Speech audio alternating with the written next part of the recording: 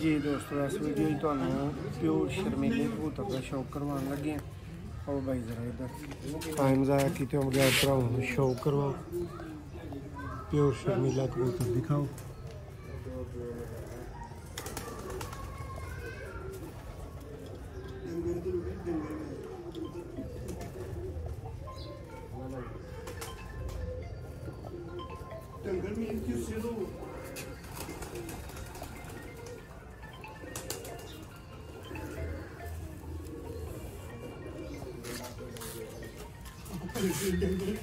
que la gente